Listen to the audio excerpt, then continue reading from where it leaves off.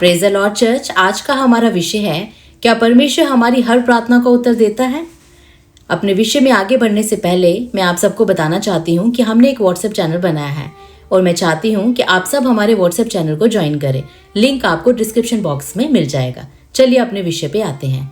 कई लोग ये सवाल पूछते हैं, अगर परमेश्वर प्रेमी और सर्वशक्तिमान है तो क्या वह हमारी हर प्रार्थना का उत्तर देता है, और अगर हमारी मांगी हुई चीजें हमें नहीं मिलती तो क्या इसका मतलब है कि परमेश्वर ने हमारी प्रार्थना नहीं सुनी। इस सवाल का उत्तर देने से पहले हमें ये समझना होगा कि प्रार्थना करने का असली उद्देश्य क्या है।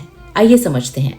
प्रभु यीशु मरकुस 11:24 में कहते हैं, जो कुछ तुम प्रार्थना में मांगो विश्वास करो कि तुम्हें मिल गया है और वह तुम्हारे लिए हो जाएगा।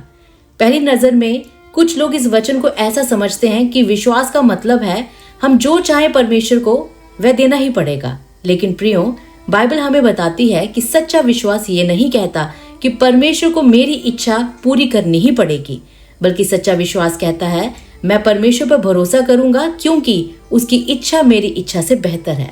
इसीलिए नीति वचन 3:5 और 6 में लिखा है, तू अपनी समझ का सहारा ना लेना, वरन संपूर्ण मन से यहोवा पर भरोसा रखना, उसी को स्मरण करके सब काम करना, तब वह तेरे लिए सीधा मार्ग निकालेगा। प्रियो, बाइबल का विश्वास कोई आध्यात्मिक सौदा नहीं है जहां इंसान आदेश दे और परमेश्वर उसे पूरा करे। सच्चा विश्वास परमेश्वर की बुद्धि, उसके समय और उसकी सिद्ध योजना पर भरोसा करना है।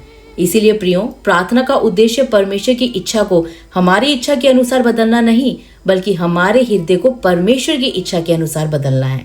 इसका सबसे बड़ा उदाहरण स्वयं प्रभु यीशु मसीह है। मत्ती 26:39 में लिखा है, गतसमनी के बगीचे में क्रूस पर जाने से पहले उन्होंने पिता से प्रार्थना की, हे मेरे पिता, यदि हो सके तो ये कटोरा मुझसे टल जाए, तो भी जैसा मैं चाहता हूँ वैसा नहीं, वरन जैसा तू चाहता है वैसा ही हो।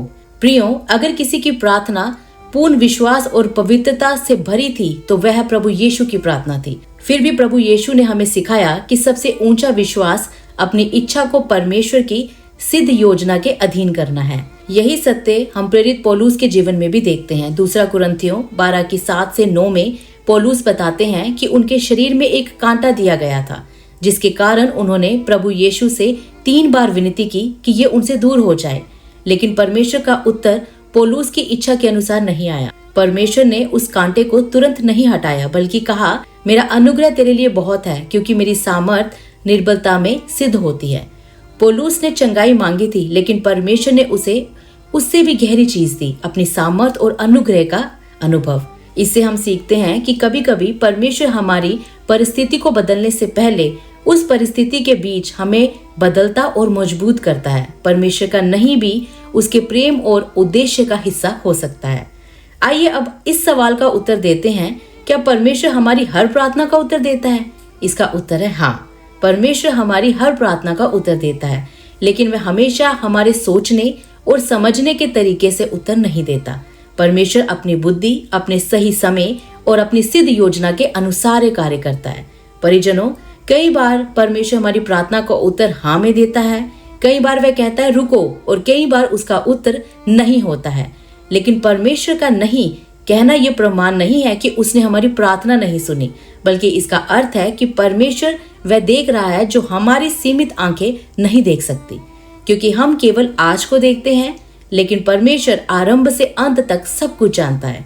इसलिए सच्चा विश्वास ये नहीं है कि परमेश्वर हमेशा वही करे जो हम चाहते हैं, बल्कि सच्चा विश्वास ये है कि हम भरोसा रखें जो परमेश्वर करेगा वह हमारे लिए उसकी प्रेममय और सिद्ध योजना के अनुसार होगा। याकूब 4:3 हमें बताती है, तुम मांगते तो हो और पाते नहीं, क्योंकि गलत उद्देश्य से मांगते हो।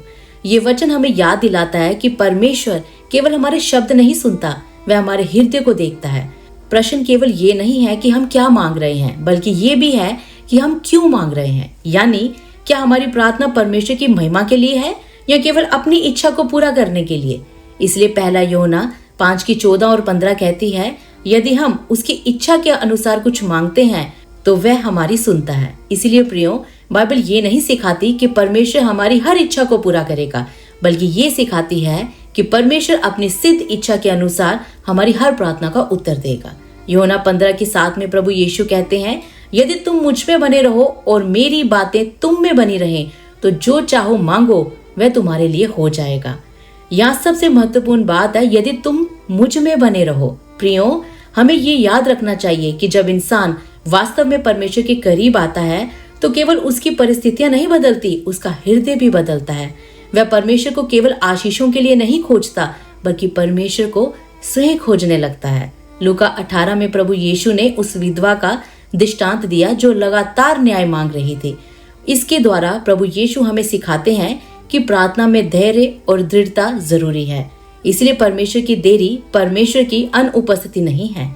कई बार जब हम सोचते हैं कि परमेश्वर हमारी परिस्थितियां क्यों नहीं बदल रहा, हो सकता है परमेश्वर हमारी परिस्थिति बदलने से पहले हमारे अंदर कुछ बदल रहा हो।